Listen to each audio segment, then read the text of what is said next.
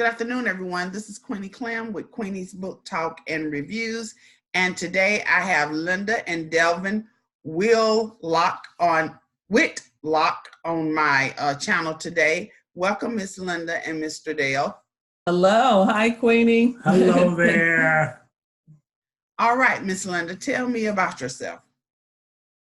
Well, I'm Linda Whitlock. I am the president and founder of Pink Perseverance Incorporated. I'm a almost 16-year breast cancer warrior, is what we call ourselves.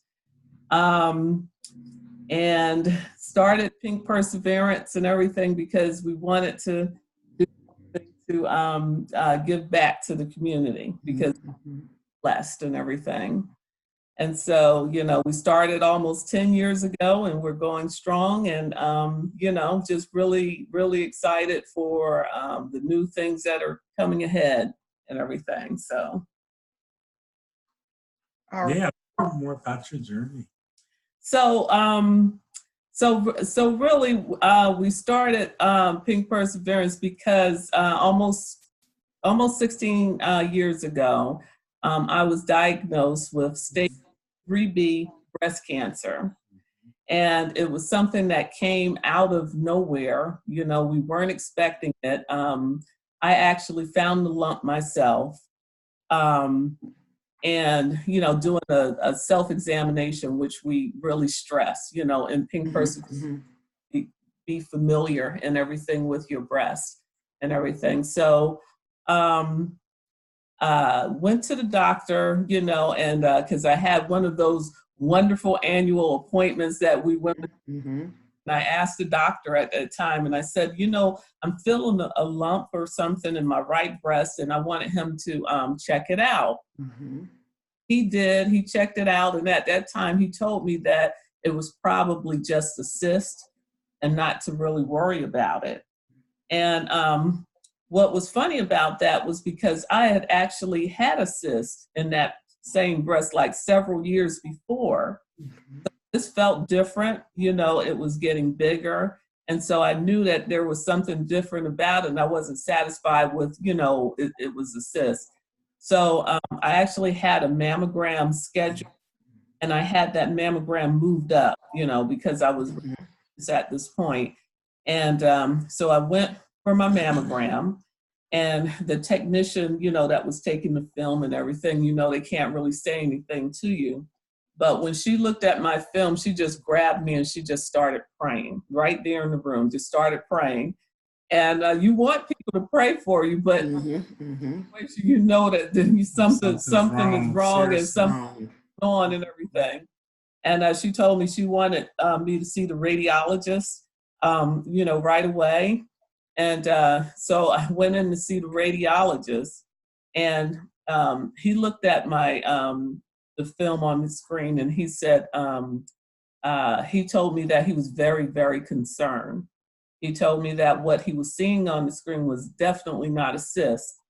And at that time, this was on Langley Air Force Base. My husband was active duty still at that time, and he was actually on base. And so I called him, and I told him that he needed to come right over, that the doctor was concerned. So when he came over, the doctor told us told both of us that what he was looking at was definitely not a cyst, and very concerned, and he wanted me to go see a doctor to have a biopsy done.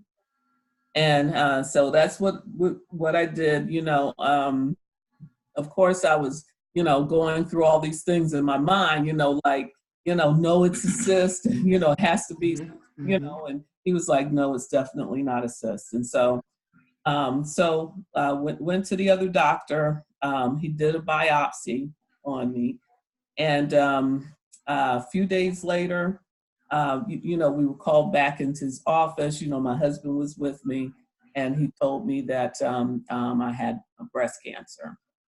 And he said, well, this is why we're here. When he told me, the room just started spinning. I felt like having this out of body experience and everything because, you know, I prayed on it. I was just hoping that that's not what it was. Although, you know, there was definitely something, you know, abnormal there, you know.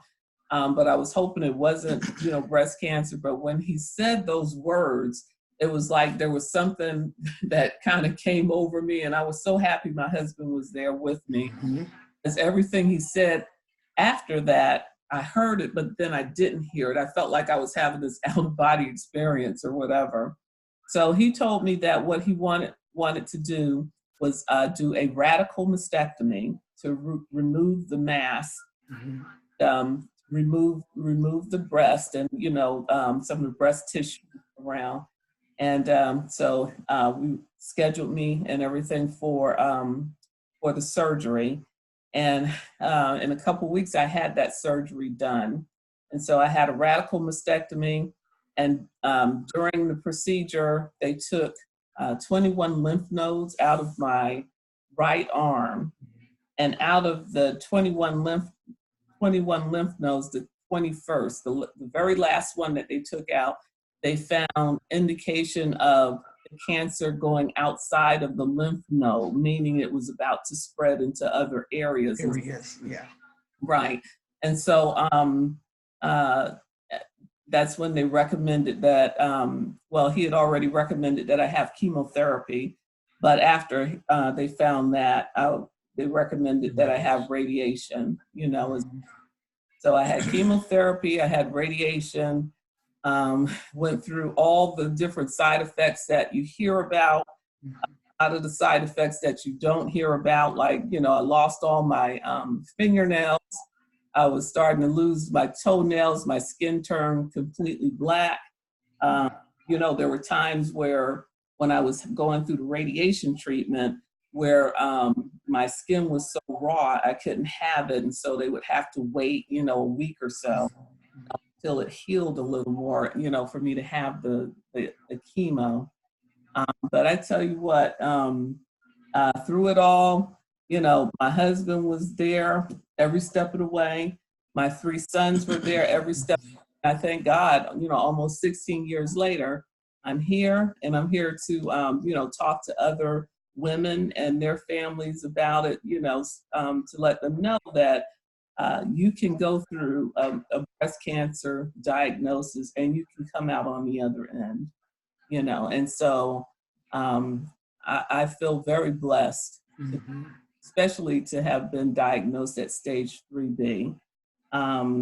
You know, I just feel so very blessed to be here and to be able to do this, you know, and talk to others and to tell them my story so that they can know that they can move forward, you know, that cancer diagnosis is not a death sentence, you know, that you can have a full life afterwards. You can have maybe not a normal life, but you can have what we call a new normal, you know. It'll be something, you know, because years later, you know, you still may have some side effects from, you know, some of the treatments, things that you went through, you know. Even today, just because of the radiation that I have,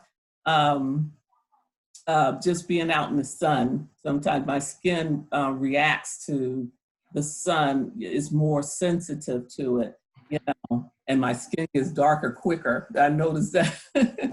So I try not to be out in the sun too much or too long or whatever, because it feels wrong, but it's from the radiation. So after all these years, you can still have some side effects, you know, from what you've gone through. But you can, you know, just still go through and have a great life and have a new normal. Okay, you said you had stage 3B. What does that mean? Yeah, so what was funny about that was because actually I just recently found out that I was stage 3B. For years, I thought that I was stage 2. That's what the doctor told me. But my oncologist just recently, this year, told me, no, you're actually stage 3. So the stages mean that the size of your lump. So they look at how big the lump is at certain stages and everything. And so the size of the lump gives them an indication, of where you are and process or whatever. So that when I found out that I was actually stage 3B, I felt like almost I was going through another experience or whatever, because all these years I thought I was stage 2, and that was like being diagnosed again. There's only four, and there's only 4 stages. Right. So that just close. Okay. Yes. With 4 stages, and the 4 stages means it's really severe and probably could have metastasized in your body, but definitely, like what Linda said, the size of the lump, and then and what you're dealing with is more severe. Mm-hmm. Okay. And tell me the difference between, you said, radiation and chemo. So, the chemotherapy is actually it's a type of treatment. It's like, it's different for everyone. Okay. Not everyone has the same type of treatment. And it's like poison, really placing poison into your body to go in and kill those cancer cells. That's what it does. And everyone's treatment or makeup is different. So I'm not going to get the same chemo treatment as the next person. Mm-hmm. It's individual to you. Radiation is actually where they place, you go into, go into a machine, and they actually place a radiation, wherever your cancer is. They target. You don't feel it, you don't see it or whatever, but it's actually hitting your the area where your cancer lies. Another form of helping to deteriorate the cancer, and it can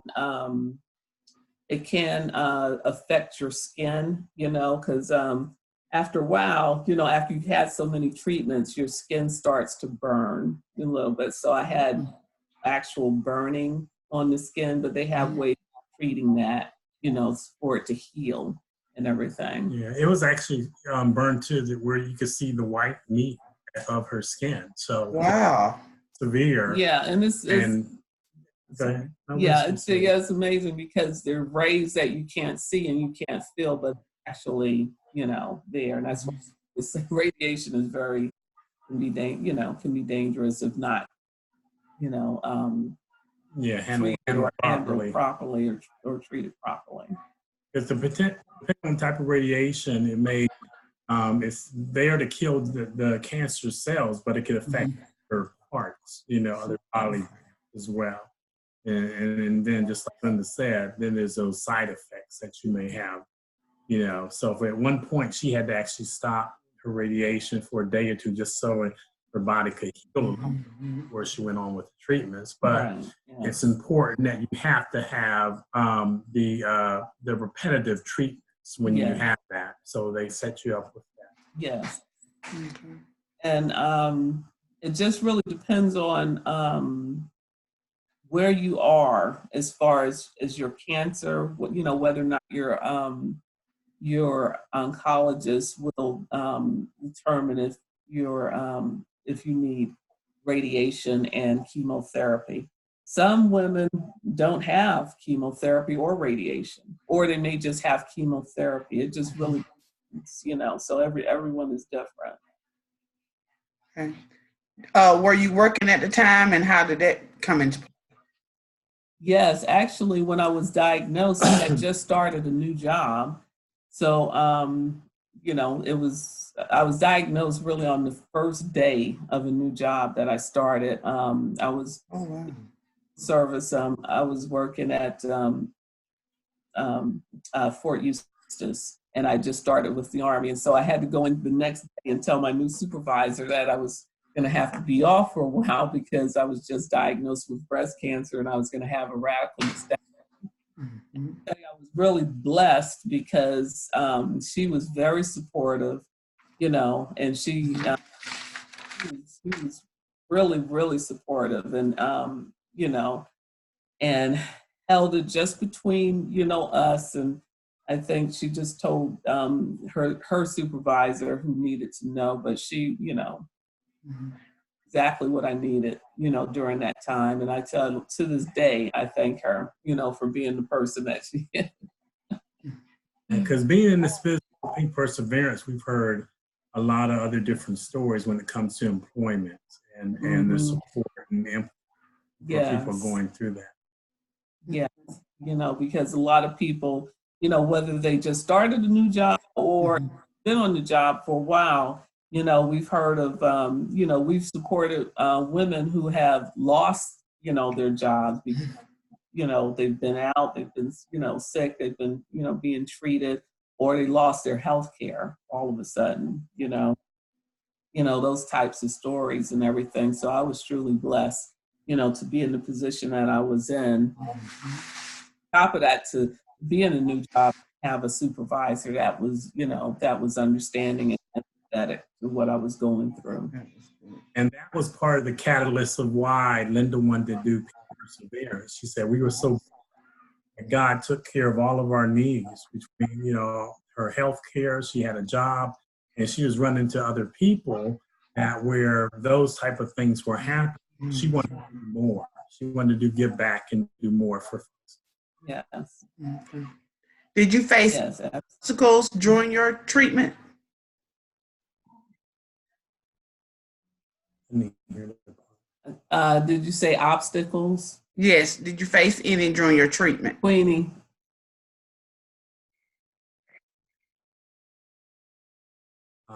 Oh yeah, yes. Yeah, you know, like I said, there were lots of side effects, you know, different side effects that I went, like, you know, it affected my menstrual cycle.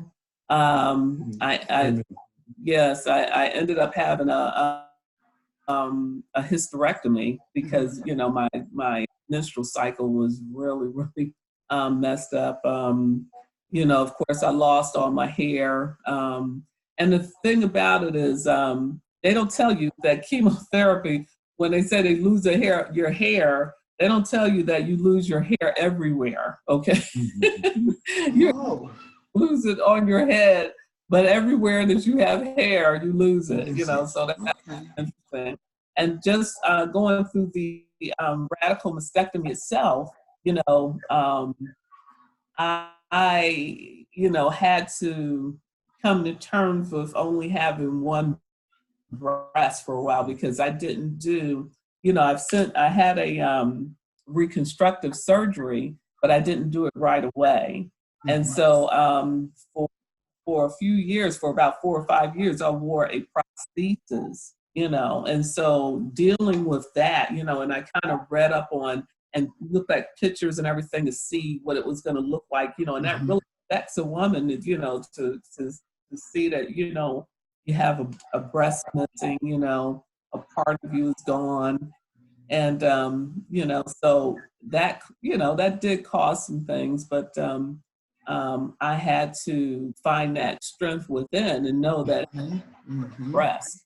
And if it had to do with, you know, saving my life and taking my breast, you know, take the breast, you know, that was the decision that we made, you know, as a family. My doctor had suggested that's to be done, and we talked about it, and we said, yeah, that's the course of action we want to take, because first and foremost was, you know, making sure that I got through this. But, you know, do go through some things and everything.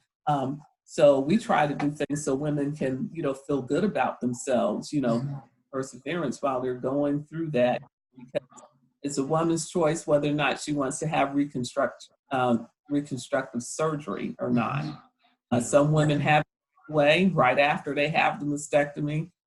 Some wait, and others never have reconstructive surgery. They may just decide that they want to wear prosthesis for the rest of their lives. It's all the individual. But I was 41 when I was diagnosed. So, I said, well, I'm still fairly young. There's still things that I want to wear, strapless dresses or, and sometimes it could get kind of tricky, wearing a prosthesis when you're wearing those things. So I made a decision that I wanted to have it, and I'm glad I did. It was a rough surgery. Went through quite a bit with that, and it took a lot longer than I had anticipated to heal from the surgery. From the surgery. Because I had what they call a belly flap, where they took the tissue. So when you have reconstructive surgery, they can take tissue from your stomach, or they can take it from your buttocks, or they can take it from your back. Back, yeah. It from my stomach, and so that's why it took a while to heal, because it's amazing. You don't know. It's amazing what you do with your stomach. You exercise muscles in your stomach that you have no idea that you're using and everything. Driving, just pushing your foot down, all of that affects your stomach muscles, and so I thought I was going to be healed in, about, 4 weeks or whatever, like a regular female, but it took a little bit longer and everything. But I'm glad that I did it. I'm happy that I did it, and I'm, pleased with how it came out and everything. And that was a personal choice. Linda decided that we wanted to wait a little longer because one of the things that happened was Linda had about 11 surgeries during the course of 5 years. And that's everything from, putting a port in, so she could chemo, do the mastectomy and everything else. And at some point, Linda and I, we always tell people, your journey is your journey. Mm-hmm. And for us, we didn't know if, she's going to have, if there are recurrence could happen. Say 5 years is kind of like the mark that and, pretty much if it's going to come back, it's going to, really in the first 5 years, it may. It could still come back 20 years from now. But so we made that decision, that we would wait and everything, and we would do that. And when Melinda did that, the other choice that we made is she didn't want anything foreign in her body. She just didn't want to do, a reconstructive and have, any other type of, insulin or, implants. She wanted her own tissue. And so we made that decision as well. So there's options for women, and that's what we all want. It's a personal choice, and to view all options. And like you said, we were glad we did it the way we did it. Mm-hmm. Yes. What helped you keep your spirits up during this time? Well, I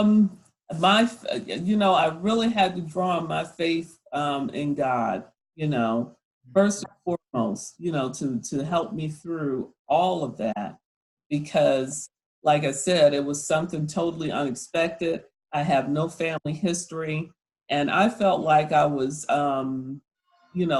young to be diagnosed at 41 years old. However, because before that happened to me, I always thought that breast cancer was something that happened to older women,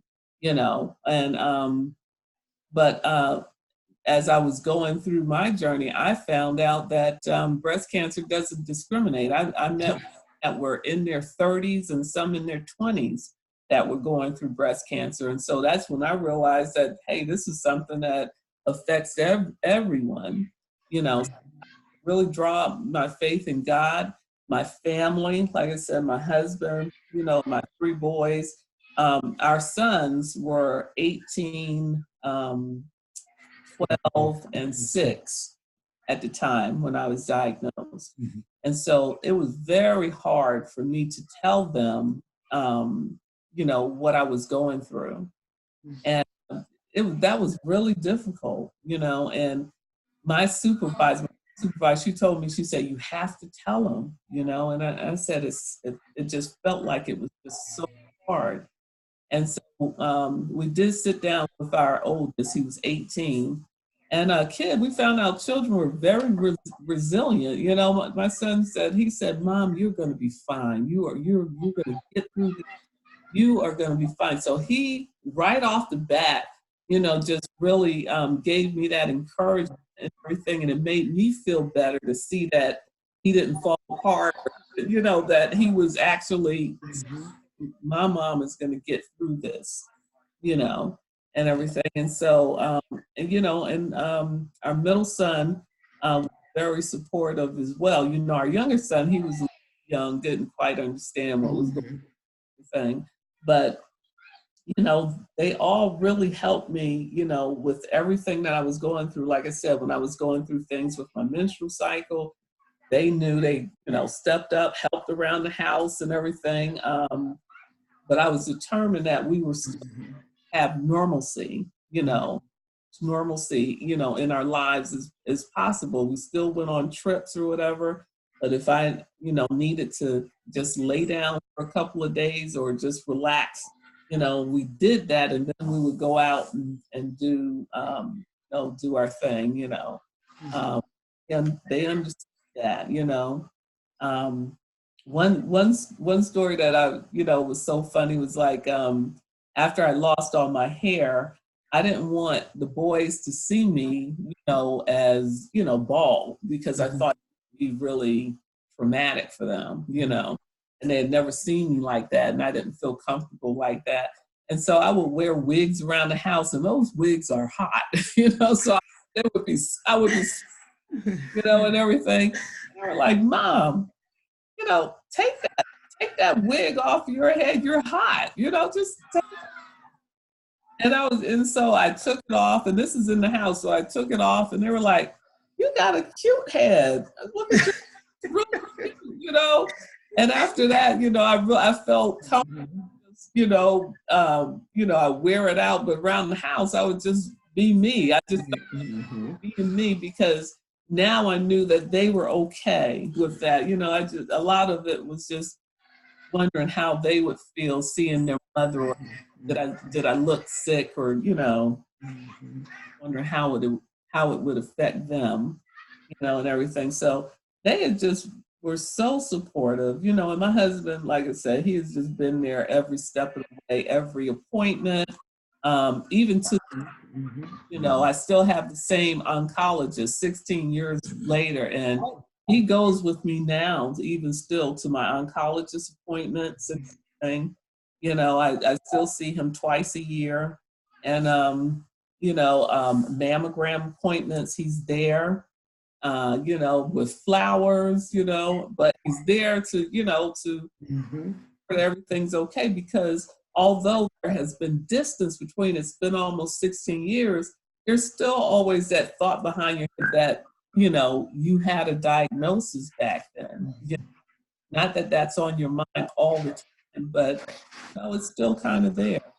So that's something we still stress. We stress, you know, in Pink Perseverance, that, you know, the importance of showing up, being supportive, you know, being engaged, because a lot of people think that once you've gone through the surgeries, once you finish your treatment, you're cured, you're done, it's over.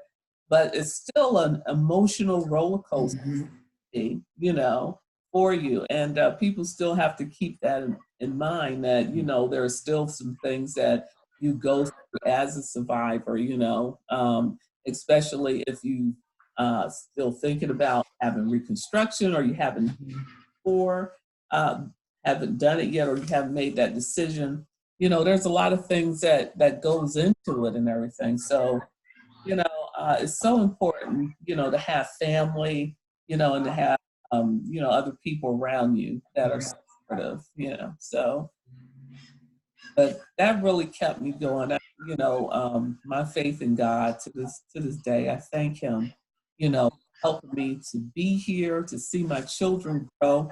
You know, they were 18, 12, and 6. Now they're almost 33, 26, and 22. Praise the Lord. Praise the Lord. We have 2 grandchildren now, you know, and everything. And so I just feel so blessed to be here, to see them and to see two of my sons married, and, and my youngest son, in college, and, just to be here to see all the things that, them going their lives and their own journeys. The And promises everything. of God. That's the promises of God. Yes. What advice would you give women that might have to go through this process? The advice I would give them is to stay positive and learn as much as you can, about what you're going through. Ask lots of questions. Stay close to positive people. Always have someone with you when you go to your appointments, because you're going through an emotional thing. You're not going to hear everything or remember everything the doctor is telling you. So it's very important for somebody to be there with you, to know that breast cancer diagnosis is not a death sentence. It doesn't mean that you cannot live, a long, healthy life afterwards. And it's not anything that you did, it's not your fault, or it's not something that it's not a punishment or whatever. Because I felt like that when I, was first, I was like, why is this happening to me? You go through different stages and everything, the why, and then you finally come to acceptance. And now I say, well, why not me? Because when I was thinking I was young, there were other younger women getting married, just having children, that were going through the same thing. And I was blessed to have 3 children. And I went through this, always, keep a positive mindset. I think that's really important when you go through treatment and everything, where your mind is and everything, because it really helps. Some of the side effects of the treatment are going to be different for everyone. I was blessed where I didn't really get sick, with the chemo or the radiation. I was able to still work. Sometimes I would get, have my radiation treatment and I would go right back to work, right afterwards. I would have my chemo treatments at the end of the week. And if I felt a little sick, I had the weekend to kind of recover, but I didn't have some of the side effects that a lot of women have, where the chemo really puts them down. If you're going through something like that, just remember that this is that you're going through right now. It's not going to be there always, and that you will, you will return to your new normal, normalcy, and just to have faith. I don't think anybody can go through this or any type of cancer or any other type of illness without having faith or having, believing in something other than themselves, a higher power. It's not possible. I don't, especially when you think about what's going into your body, okay, kill off these, cancer cells, basically poison, to kill off these cancer cells. And to just move forward, I would just tell, the person that, they are a child of God, they are special, and they need to just move forward with this. And cancer does not define them. It's just something we went through, I was never a person that cancer was my entire life.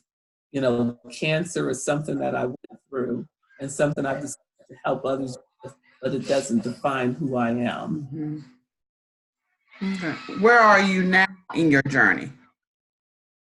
I think, I'm at a good place now where, I can, you know, talk to people, and I can, you know, share my experience, and, you know, and also just really, I always had that empathy for people, but I can talk to people wherever they are in their stage, their journeys, whether they're stage 1 or stage 4, and be, or, you know, and be that encouragement for them.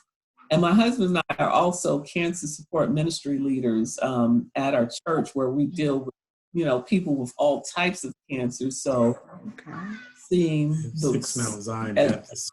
Yes, at 6 Mount Zion Baptist Temple, and we have seen everything. We've seen, you know, we've lost some people, you know, in our ministry. We've lost some people that we've prayed for, and we've seen people, you know, they're doing very well today, you know, today. But the, you know, the main thing is that we were there to support them, you know, was there to help them through it wherever they are. And so, you know, I feel like that's where I am today, that I can, you know, help people. And I couldn't say that maybe. You couldn't say it 15 years ago. I couldn't say it 15 years ago, because I was busy working on myself and trying to get through it myself. Yeah, 15 years ago, if we heard about someone being diagnosed with cancer, Linda would tear up and well up. And at one point she said, well, my God, when am I going to just stop crying every time I hear about someone being diagnosed? And I remember I said, hon, you will find your voice when God allows you to find your voice, right? Yes. It's your personal journey, and you need to take care of you. When that moment comes, it will come. So we never thought we'd actually be doing this, but that God would instead take our lives to the level. Because we thought we were just going to, you know, retire from the Air Force and go off into the sunset. You know, we had no idea we'd be doing things parents, and or as almost really an extracurricular thing, in addition to Linda working full time, the family and everything else. But it's been one of the greatest things that we could have accomplished in this lifetime. Okay, Mr. Dale, since you were her caregiver, what challenges did you have to face? What obstacles did I have to face? Okay. Well, first and foremost, I just want to, you know, start off with saying your faith. It is so incredibly important. One of the things that Linda, when she talks about faith, she is truly a true believer, because when that happened, I was getting ready to retire. As a male, as a caregiver, one of the first things that we want to know is, are we able to take care of our loved ones? So my biggest thought was, do I stay in the military, or do I get out? Because I want to make sure that she has to cover her needs. Linda said, you are going to retire because you deserve it after 23 and a half years, and we are stepping out on faith. That's what my wife said. This is in May. May 18th, she was diagnosed the day after my birthday. I was due to retire August 21st, with my last official day being 1 November of 2004. And my wife said, we are stepping out on faith. We might have, we did, before they call it a new normal, she was calling it a new normal, and we hadn't even started this journey. So that's how strong her faith was. The obstacle sometimes you have even with that is you go through different stages. When you're angry, you can get depression, get mad, you question, you might even question. You know, we had to stay focused in our faith. And one of the things we were happy is that we had a scripture, you know, I can do all things through Christ that strengthens me. Yes. Okay, Philippians 4:13. We had that scripture. Also, we are already have been teaching our children that, you know, through man, things are impossible, but through God, all things are possible. Yes. So that faith thing was our foundation. And anyone that tells us anything different, we'll just tell them, well, you have your opinion, and we'll have. The obstacles I had to come over were still, even with that faith, this was my best friend. Linda was my best friend, you know, and she was my wife. I couldn't believe, because like I said, we did 23 and a half years in the Air Force. Now, I wasn't retiring for good. I was going on to another job. but I felt like we had accomplished that. And it was like, whoa, all of a sudden this thing comes out of left field. Mm-hmm. And we were going to have to deal with that. Mm-hmm. So the tools I had to do is make sure I stayed honed in on my faith so that, enemy wouldn't just creep in there and just, for me to start thinking my wife wasn't going to make it. She wasn't going to make it through this journey, especially after seeing her go through and be with her 11 surgeries, 3 blood transfusions, a mastectomy, radiation, chemo, and then the reconstruction surgery. I was there for everything. During the reconstruction surgery, she had an open wound, and the doctor said we could either travel 45 minutes one way, so we could either do that, or I could clean the wound for her. I'm not a medic, but I tell you what, I did it. We did it in the environment every single day. And one of the things that Linda and I did, and I would say from a caregiver standpoint, even though Linda did all the heavy lifting, as the warrior, we decided it wasn't an I have cancer, it was a we have cancer. Mm-hmm. We wanted to identify with this thing together so I would have the empathy, the same empathy that she needed. When she needed to cry, she could cry. When she wanted to be upset, she could be upset. When she wanted to fight, I'd be right there for her to fight. But I can have a better understanding of what she was, even though she was doing the heavy lifting.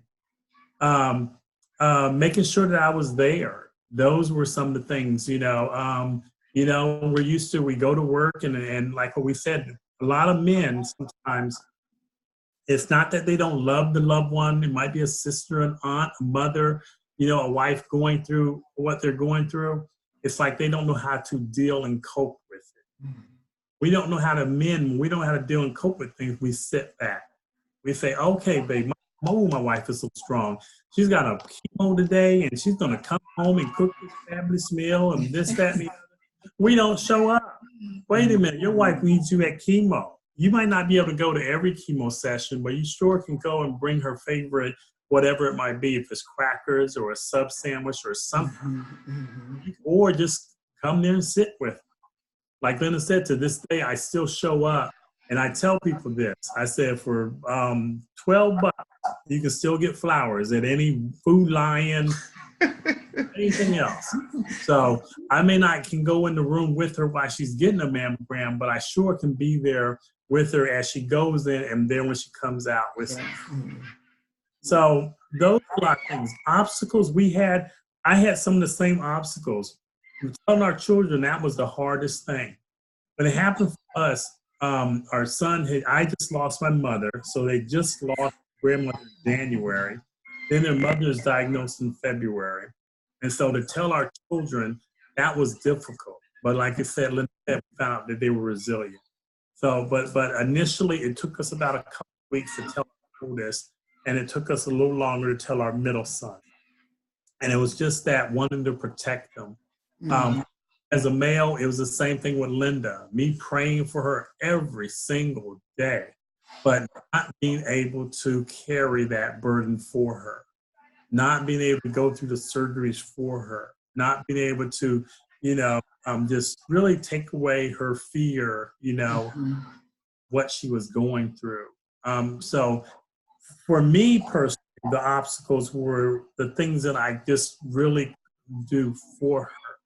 I didn't have a problem with the job. I didn't have a problem getting away. I didn't have a problem vacation. We did vacations just like Linda said, if she had to, rest for a couple of days, those are days we did the pool, at the, wherever it was we might be staying, or we did something else locally. We set up and watched TV, and then we did the, sightseeing afterwards. So that was basically it as far as obstacles. My biggest thing, not letting fear, become a discouragement for me because she knew it. What was your support system? Who supported you? Who stood behind you to help you? Well, we supported one another, and we did. We leaned on each other. We hugged each other. We cried together. We fought together. First of all, like I said, God, like Linda said, I just have to always keep going back to that because we just know we just could not have done this journey without him. Mm-hmm. Our children were very, they weren't getting in trouble in school. They weren't doing any of those things. They were, they knew we were open with them after we had telling them. There were literally times when Linda was going through, especially the heavy menstrual, where she would just be getting home and needed help to walk into the house, and our children would be there to help her. You know, so they basically kind of knew things that were going on there. Our family, there were some members that were there. There were some members that they knew of it. I tell you what, a lot of times what we found out, even with family, they may not, they think you're handling things, and because they know you're strong in handling things, they're going on about their daily lives and they're not there, We found out that family members, they're just not going to be there, period. And you just have to move on. Linda always says if you want to find out who your true friends are, either have a wedding or go through an illness, and you'll find out who's who. We basically, can you hear me, Queenie? Yes. Hello? Yes, I can hear you. Oh, it's stalled. Can you hear me? Yeah. Oh, okay, great. Okay, so you can hear me.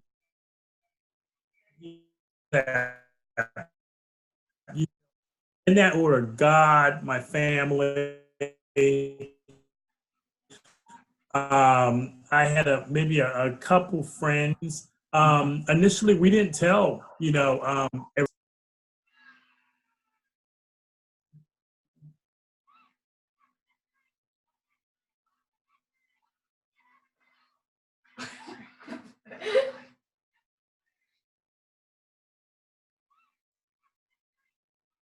They stopped. Faith in God was my support system. Was my faith in God.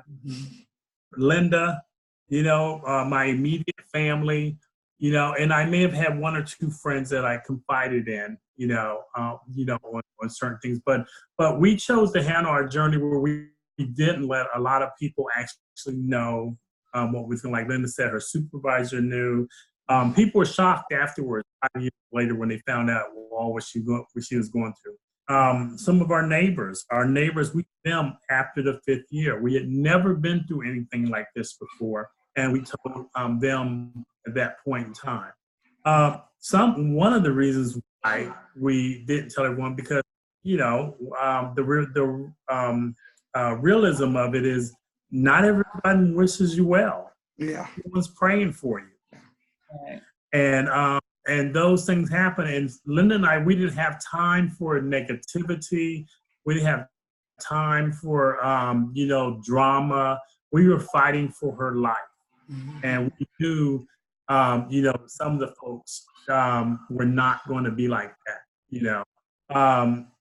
for instance, Linda had shared her information with one person at work, and not her supervisor. Her supervisor did everything, rightfully well, but she shared it with a person, and this person went and told everyone in the squadron, everyone in the unit, and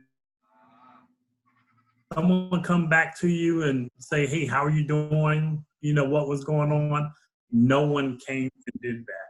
And then every time this person would see Linda, and we're talking first year, third year, 5 years, 7 years later, she would ask her in a very kind of not a really empathy type of way, like, "Now, how are you doing?" Kind of like, "I'm feeling sorry for you" type of way.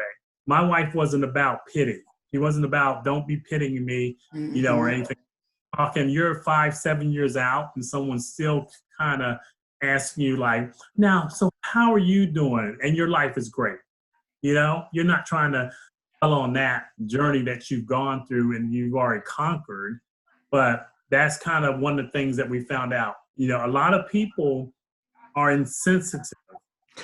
dealing with certain things, you know, like this, when that's the time really they're supposed to, you know, be very supportive, you know, be very outgoing for you. So the reason why we started Pink Perseverance was because Linda would get things from not sometimes the people you thought you would get things. It would be anonymous people would give her gifts, and they would show up. And these people that were praying for her. And that's what Linda said. She wanted to be able to give back because once we found out that, you know, like I said, not everyone's praying for you and not everyone's your friend on your journey. Okay, the last question I want to ask you about being a caregiver. What advice would you give someone that's in that role? Caregiver, show up in every aspect that you can. If you don't know how to cook, then go out there and buy something, you know? If you can help clean up around the house, and do that. If you can help organize, if you, you know, show up at appointments, because like I said, that person should not be trying to figure out, you know, what's the next diagnosis, what's the next treatment.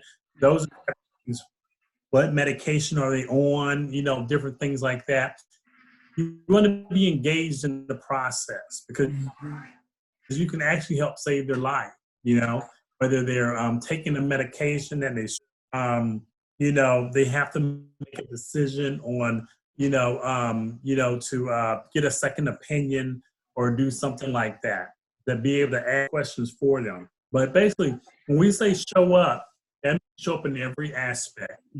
When they have the appointments that they have, the after, like we said, it's really an emotional, physical, mental roller coaster. And it's for the first, 1 to 5 years. We're talking about for the entire life, you to at least show up and be there for them.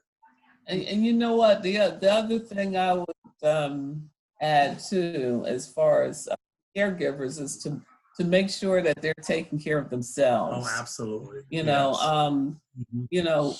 caregivers are so important, and I think a lot of times they don't get the credit that they truly deserve, because that can be a devastating and very hard thing for someone, especially if you have a loved one that's going through an illness, and the only thing you can do is be there and try to support them as much as you can. Give them a meal, fix a meal, or take them to their appointment. Help them get dressed, or help them with their basic needs, or just be emotionally supportive for them. That can be very draining. On a caregiver. Especially if they don't have an outlet themselves. I would say get a trusted person. Like Del said, you have to be very careful who you share your information with. And he shared with you before, the young lady that I shared this information with, it was at my old office. I was getting ready to move on to the new job, and I just gotten the news that I was, that I had been diagnosed, and I just didn't have anyone to talk to, and she was there. And I let my guard down for a second, and that person, and she dispersed it throughout, and that wasn't necessarily what I wanted. At that time, I did in her, and I felt that should have remained with her. So I would say, for the caregiver, to find, someone that will, keep that information close told, that you can talk to, maybe outside of, the loved one or the family member or whatever, if you can, but take care of yourself. Yeah. That's what I would definitely give them that advice. Okay. Now let's talk about your organization, Pink Perseverance Incorporated. Tell us. Perseverance. Yes. Tell us about that and the different programs that you offer. Yeah, so Pink Perseverance, we are a nonprofit 5013C breast cancer awareness organization, and dedicated to talking to women and their families about the importance of taking control of their breast health. Through what I went through, I think it's very important for you to know your body and to, you know, if you have any questions or if you're not quite happy with, you know, something a doctor has told you, to get a second opinion. I always, since I was actually diagnosed as stage 3B, if I had listened to that first doctor that told me it was just a cyst, where I would be now, would I even be here now, you know? So you know, that's one of the things that we really stress in Pink Perseverance. But we have several programs and everything that that we provide, you know, to breast cancer survivors. One of them is called our Hand in Hand program. It's a program that helps support women with healthcare co-pays to purchase things like bras and prostheses and wigs and other garments that they need as they're going through treatment. Because one of the things we found, you know, as I was going through it, you know, my needs were taken care of and everything. But, you know, I've come across and met women who, you know, couldn't get a bra, or maybe their health insurance, you know, didn't cover everything. And you feel like as you're going through your journey, that should be the least thing you have to worry about.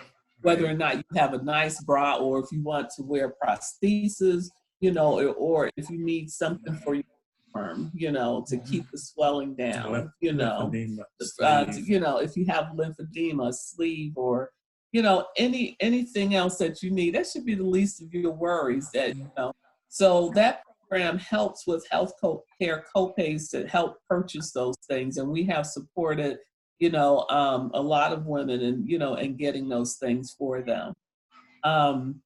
We have our Pink Basket program, you know. In fact, we have our holiday Pink Basket program that we're doing right now, way to either newly diagnosed, and I'll show you what one looks like. We're getting ready to deliver these beginning, and you see it? Beautiful. Oh, wow. Yeah, so beginning on Monday, we have several breast cancer survivors who will be receiving a basket like this. And the basket is filled with all kinds of goodies, inspirational, you know, items that they can put up and look at, information about Pink Perseverance, information about how to check the breast, and other, you know, goodies in there to read and inspire them. You know, all of our programs and events that we do, first of all, you're going to get educated, you're going to learn something, you're going to be inspired, and you're going to be uplifted. So that's you know, that's what we, you know, focus on. And so that's one of our programs. And, you know, our Pink Basket, we give those to newly diagnosed breast cancer survivors. And it doesn't have to be anyone here, you know, just here in Virginia. We have reached out to individuals in California, Arizona, South Carolina, Texas, Maryland, and Florida. We just sent one out to Nebraska last week. So, you know, if it knows of a breast cancer survivor that, you know, especially around the holidays now, that can be a difficult time for them. So we want breast cancer survivors to know that somebody out there is thinking of them, is praying for them, for their health. And so that's another program. And if I may, so like Linda said, we're a nonprofit, so we can only do this through donations. And we were blessed to get a $1,500 donation from Blue Force Incorporated recently that helped us do this. So yeah, donations are really important in order for us to do the work we do. Yes, everything that we do, we really rely on those donations to come in, you know, through to help support, you know, survivors and programs and everything. We have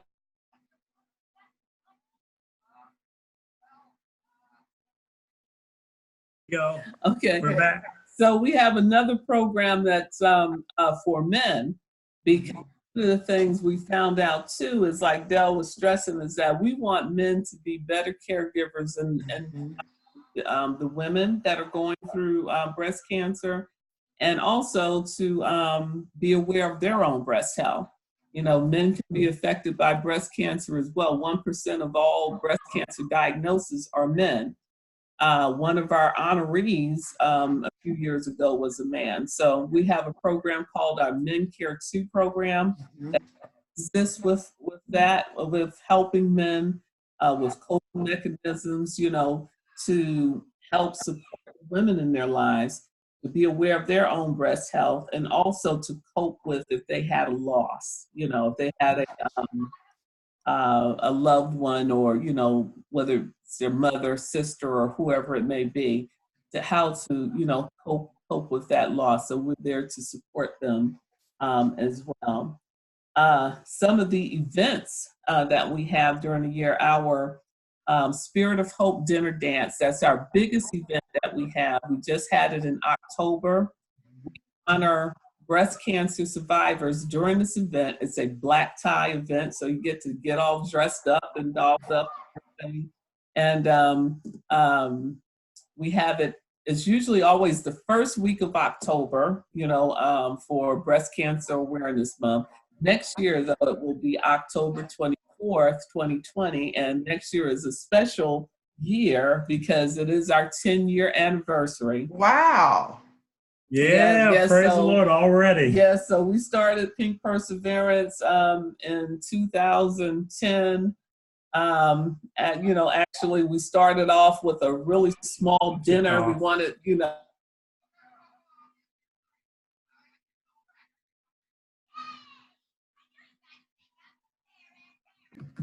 Is there anything else you would like to add before we leave?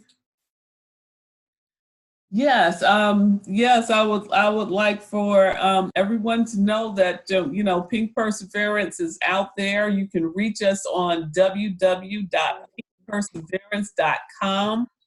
We are also on Facebook, we're on Instagram, and we're on Twitter.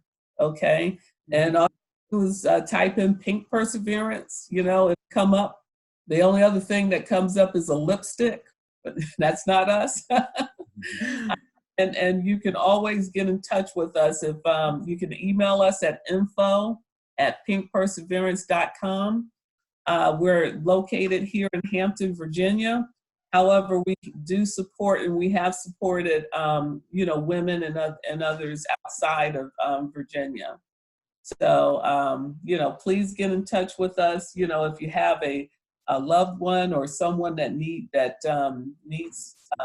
that would like to talk about their journey, or they don't have with, you know, we'd be happy to talk to them. Like I said, we do honor breast cancer survivors, you know, every October. So we're always looking for new honorees. We're in the process right now of interviewing our honorees for possible honorees for 2020. And, you know, we're looking forward to everything next year. So please just get in touch with us. Here's just a picture of our card here, our logo. Can you see that? No, hold it up a little higher. Higher, okay. Yes, yeah. Right there. Thank you. Here we go. Yeah, and so that's our logo, Pink Incorporated. So if they get in touch with us, we'd be happy to talk to them, or if they know of a breast cancer survivor that would like a basket or could use a basket, you know, filled with goodies, we'd be happy to send them one, you know, or support them however we can. Mr. Dale, would you have anything you would like to add? I think my wife summed it up. We're just happy to be able to be out here and to uplift, encourage, and support the breast cancer warriors. And I did want to say that 1% of those diagnosed every year is a male. So about 2,226 males are diagnosed every year as well. And we've had a male breast cancer warrior that we've honored during our time. Wow. Yep. All right. We're here to help. Thank you for your honesty and your transparency. I really appreciate you coming, both of you coming in again today and doing this interview. I really, really appreciate it. We appreciate you. Thank you. My Thank heart. you so much, Queenie. Yes, we appreciate it. Thank you so much. We appreciate you Yes. having us. All right. Thank you. This is Queenie with Queenie's Book Talk and Reviews. Happy reading. Bye.